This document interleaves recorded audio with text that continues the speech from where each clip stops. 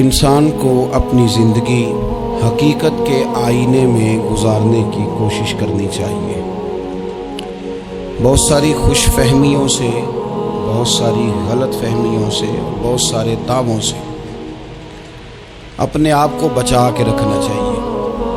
اللہ تعالیٰ کی رحمت پر امید رکھنا، نبی پاک صلی اللہ تعالیٰ علیہ وسلم کی شفاعت کی امید رکھنا، نیک اور صالحین کی نسبت کی امید رکھنا، یہ برا نہیں، یہ بڑا ہی بہترین ہے، یہ بڑا ہی خوبصورت عمل ہے، اس کی بہت ساری برکات ہیں۔ لیکن کسی غلط فہمی کا شکار ہو جانا اور یہ ساری امیدیں وابستہ کر کے یا ان ساری باتوں کو پیش نظر رکھ کے بے عمل ہو جانا، اپنی زندگی کو امور خیر سے پیچھے کر لینا، یہ نہ صرف یہ کہ قابل تحسین نہیں بلکہ یہ قابل توجہ ہے، اس کی اصلاح کی ضرورت ہے۔ قرآن مجید سورہ بقرہ سے جو آیہ کریمہ میں نے تلاوت کی ہے، اس میں اللہ تبارک و تعالیٰ نے اسی بات کا ذکر اہل یہود کے لیے فرمایا ہے۔ یہودی جگہ جگہ قرآن مجید بتاتا ہے کہ کہیں کہتے تھے کہ ہم اللہ کے بیٹے ہیں، معاذ اللہ، اللہ کے بڑے پیارے ہیں، ہمیں تو تھوڑے دنوں کے لیے عذاب ہوگا، بڑی جلدی ہمیں معاف کر دیا جائے گا۔ وہ بڑی لمبی چوڑی خوش فہمیوں کا اظہار کرتے اور بڑے بڑے دعوے کرتے۔ پھر چلتے چلتے انہوں نے ایک اور دعویٰ کر دیا، کہنے لگے کہ آخرت کا گھر تو صرف ہمارے لیے ہے، جنت میں صرف یہودی جائیں گے اور کوئی نہیں جائے گا۔ اللہ تبارک و تعالیٰ نے ان کے اس دعوے کا ذکر فرمایا ہے۔ یہ دیکھیں دعویٰ کتنا بڑا ہے کہ آخرت کا گھر تو صرف ہمارے لیے، فقط ہمارے لیے۔ مسلمان یہ دعویٰ نہیں کرتے۔ نبی پاک صلی اللہ تعالیٰ علیہ وسلم نے جب اس بات کا اظہار کیا ہے تو اس طرح کیا ہے، فرمایا جنتیوں کی 120 صفیں ہوں گی اور 80 میری امت کی ہوں گی۔ لیکن یہ بھی فرمایا کہ باقی لوگ بھی تو ہوں گے نا، ان کی 40 صفیں ہیں لیکن جنت میں دوسرے پچھلے لوگ بھی موجود ہوں گے۔ یہ دعویٰ نہیں کیا کہ صرف مسلمان جائیں گے، ان سے پہلے جو نبی اور ان کی ایماندار اور نیک امتیں گزری ہیں ان میں سے کوئی جنت میں ہی نہیں جائے گا، یہ نہیں فرمایا۔ لیکن یہ اس طرح کے دعوے بعض لوگ کرتے ہیں اور سنائی دیتے ہیں۔ تو یہودی بھی یہ کہا کرتے تھے کہ جنت تو خالص ہمارے لیے اور کوئی نہیں جائے گا اس میں۔ تو اللہ کریم نے فرمایا قل ان کانت لکم الدار الاخرۃ عند اللہ خالصۃ من دون الناس۔ اے محبوب علیہ السلام، آپ ان سے فرما دیں اہل یہود سے کہ اگر آخرت کا گھر اللہ کے نزدیک باقی سب لوگوں کو چھوڑ کے خالص تمہارے لیے ہی ہے، سب کو چھوڑ کے صرف تمہارے لیے ہے آخرت کا گھر، تو فتمنوا الموت، تو پھر جنت میں تو مر کے جانا ہے نا، لہذا موت کی تمنا تو کرو۔ پھر کہو نا یا اللہ ہمیں موت دے تاکہ وہ جو تو نے ہمارے لیے اتنی بڑی چیز بنائی ہے ہم اس سے استفادہ کر سکیں۔ پھر تم موت کی تمنا کرو ان کنتم صادقین، اگر تم سچے ہو۔ لیکن رب فرماتا ہے وَلَن يَتَمَنَّوْهُ أَبَدًا بِمَا قَدَّمَتْ أَيْدِيهِمْ، یہ کبھی بھی موت کی تمنا نہیں کریں گے، انہیں پتہ ہے جو انہوں نے کمائی کر کے آگے بھیجی ہے۔ یہ موت کی دعوے کریں گے کہ جنت میں صرف ہم ہی جائیں گے، لیکن کبھی بھی موت کی تمنا، یہ کبھی موت کی تمنا نہیں کریں گے، اس لیے کہ انہیں پتہ ہے کہ ہم نے آخرت کے لیے کیا۔ یہ جو بہت سارے لوگ کہتے ہیں نا میری نسبت اور میری بات اور بلے بلے سارا کچھ میں ہی ہوں، تو ان سے کہو پھر سارا پیسہ کوٹھی پہ ہی لگائے جاتے ہو، پھر تو جنت تمہارا انتظار کر رہی ہے، پھر یہاں اتنے خرچے کرنے کی تمہیں کیا مشکل پڑی ہوئی۔ قرآن مجید کہتا ہے یہ کبھی بھی موت کی تمنا نہیں کریں گے، ان کو پتہ ہے جو اعمال انہوں نے کر کے بھیجے ہیں۔ واللہ علیم بالظالمین، اللہ ظالموں کو جانتا ہے، اللہ کو خبر ہے۔ میرے نبی پاک صلی اللہ تعالی علیہ وسلم نے فرمایا اگر یہودی موت کی تمنا کرتے، جب ان سے کہا گیا تھا نا کہ اگر آخرت کا گھر خالص تمہارے لیے ہے تو موت کی تمنا کرو، اگر اس مقام پر وہ موت کی تمنا کرتے تو اسی وقت سارے مر جاتے، ختم ہو جاتا معاملہ۔ اگر تمنا کر لیتے، تمنا ہی نہیں کریں گے۔ خوش فہمیوں میں مبتلا ہونا، بڑی بڑی باتیں کرنا، بڑے بڑے دعوے کرنا، بڑے بڑے تذکرے کرنا، بڑی بڑی اعلانیہ گفتگو کرنا اور اپنے ہی خیال میں بڑا کچھ بن جانا، یہ سنجیدہ لوگوں کا طریقہ نہیں۔ میں نے کچھ آستانے اپنی آنکھوں سے دیکھے، وہ کہتی ہیں جناب ہمارے حضرت کی نسبت اور حضرت ساتھ بیٹھے مسکرا رہے ہیں، اتنی دیدہ دلیری تو نہیں نہ ہونی چاہیے۔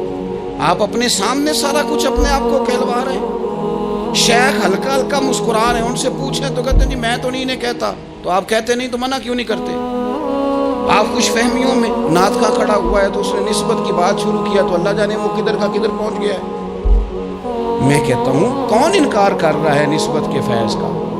کون منکر ہے؟ یہی تو باعث نجات ہے ہمارے لیے امیدیں، لیکن یہ کہ خوش فہمی میں مبتلا ہو جانا اور اس طرح کے بڑے بڑے دعوے کرنا، اور پھر بہت ساری خوابیں آتی ہیں لوگوں کو اور خوابوں کی بنیادوں پر بڑا کچھ بنتا ہے۔ تو میں کہتا ہوں جناب خواب میں تو میں کہہ دوں آپ سے خواب میں کہ میں رات کا صدر بن گیا ہوں تو آپ کو کوئی اعتراض ہے؟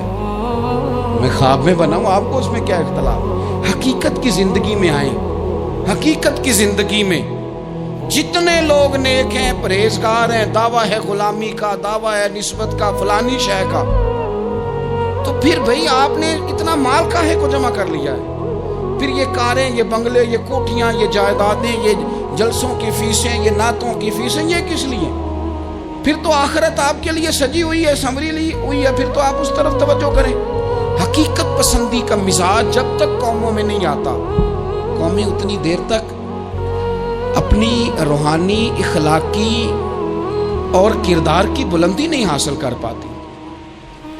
تو موت کی تمنا، یہاں ایک بات اور سن لیں، شریعت اسلامیہ کے اندر مصیبتوں سے گھبرا کر موت کی تمنا کرنا منع ہے۔ کوئی شخص کسی مشکل میں ہے، بیماری میں ہے، تکلیف میں ہے، دکھ میں ہے، تو موت کی تمنا کرے کہ اس بیماری سے تو مر جاؤں تو اچھا ہے، تو یہ منع ہے اس کے لیے۔ ہمارے ہاں کچھ لوگ لا علمی کی بنیاد پر چھوٹا سا جھگڑا گھر میں ہوا تو کہتے ہیں میں تو اللہ سے دعا کرتا ہوں میں اب مر ہی جاؤں۔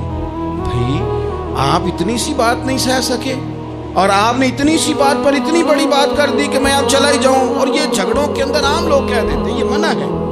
نبی پاک صلی اللہ تعالیٰ علیہ وسلم نے اسے منع فرمایا، بلکہ مسلم شریف میں فرمایا کہ اگر تم نے کبھی دعا کرنی بھی ہو کسی وقت تو ان لفظوں سے کر سکتے ہو کہ یا اللہ جب تک میرا زندہ رہنا میرے حق میں بہتر ہے، مجھے دنیا میں رکھ، اور جب میرا یہاں سے چلے جانا تیری حکمت کا تقاضا ہے اور میرے حق میں بہتر ہے تو پھر مجھے ایمان کے ساتھ لے جا، پھر تو مجھے لے جا۔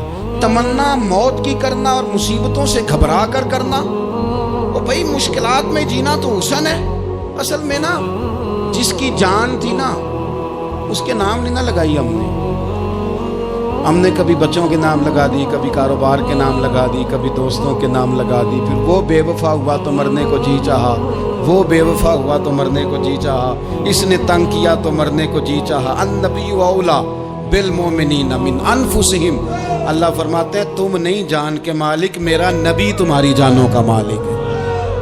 جان پاوے نہ جان میرے محبوبہ، میں تے لگیاں توڑ نبھیساں، رات تیرے وچ رول کے مرساں، تے قدم نہ پیچھا ہٹیساں، شہر تیرے دے ٹکڑے منگساں، تے تیرے کتیاں دے قدم چمیساں، آزم اے جان امانت تیری، تو جدوں منگ سیں میں پیش کرے ساں۔ یہ تو کسی اور کی ہے، ہماری ہے نہیں۔ تو بہت سارے لوگ گھبرا کر ہو بڑی تکلیف آ گئی، بھئی آپ جلدی نہ کریں، بالکل جلدی نہ کریں، آپ حوصلہ پیدا کریں، اور جیا تو جاتا ہی مشکل میں ہے۔ اقبال نے کہا تھا کارے جہاں دراز ہے اب میرا انتظار کر، یہ زندگی لمبی ہے، یہ مشکلات سے ہو کر کے گزرتی ہے، اس میں مد و جزر رہتا ہے۔ تو شریعت اسلامیہ میں منع ہے موت کی تمنا کرنا، موت کی خواہش کرنا، بلکہ نبی پاک صلی اللہ تعالیٰ علیہ وسلم نے تو یہاں تک ارشاد فرمایا کہ تم موت کی تمنا نہ کرو، اس لیے کہ اگر تم برے ہو اور زندہ ہو تو ہو سکتا ہے زندگی میں اللہ تمہیں توبہ کی توفیق دے دے، اور اگر تم اچھے ہو تو پھر بھی موت کی تمنا نہ کرو، اس لیے کہ اچھے ہو تو تمہاری اچھائی میں روز برکت ہی ہو رہی ہے، لوگوں کو فائدہ ہی ہو رہا ہے، خیر ہی بٹ رہی ہے۔ تمنا موت کی کرنا، اور ویسے بھی نہ ہم اپنی مرضی سے یہاں آئے ہیں اور نہ مرضی سے جانے کی کوشش کرنی چاہیے معاذ، نہ اپنی مرضی آئے ہیں نہ اپنی مرضی سے کوئی مرنے کی کوشش کرے گا تو خودکشی حرام ہے، اور رب رسول کی مرضی سے مرے گا تو وہ شہادت ہے۔ وہ اس طرح کی شہادت ہے کہ جس میں کہا مردہ کہنا ہی نہیں، یہ تو زندہ ہے، اس لیے کہ میرے نام پہ مر گیا۔ تو موت کی تمنا کرنا یا اس طرح کا رویہ منع ہے۔ البتہ یہ جو یہود کا کام تھا، ان کا جو لہجہ تھا، اللہ فرماتے ہیں یہ تو ہزار سال عمر مانگتی ہیں تو جانا ہی نہیں چاہتے۔ کچھ لوگ لمبی عمر کے حریص ہوتے ہیں، اس کی وجہ یہ ہوتی ہے کہ آخرت کے لیے کام نہیں کیا، آخرت پر اس طرح کا یقین نہیں، اس طرح کا مزاج نہیں، دنیا داری کا مزاج بن گیا، بہت سارا مال جمع کر لیا، بڑے بنگلے بنائے، اتنی مشکل دنیا داری کٹھی کی، اب چھوڑ کے مر جائیں۔ ان لوگوں کا مرنے کو دل ہی نہیں کرتا، کوئی ارادہ ہی نہیں ہے، بالکل نہیں دنیا چھوڑنا چاہتے، محنت سے کٹھی کی ہے، اتنے لاؤ لشکر بنائے ہیں، اب کیسے چھوڑ جائیں۔ کچھ لوگ ایسے ہیں جنہوں نے گٹھڑی باندھ کے رکھی ہوئی ہے، ان کو زیادہ ویٹ نہیں کرنا پڑتا، اس لیے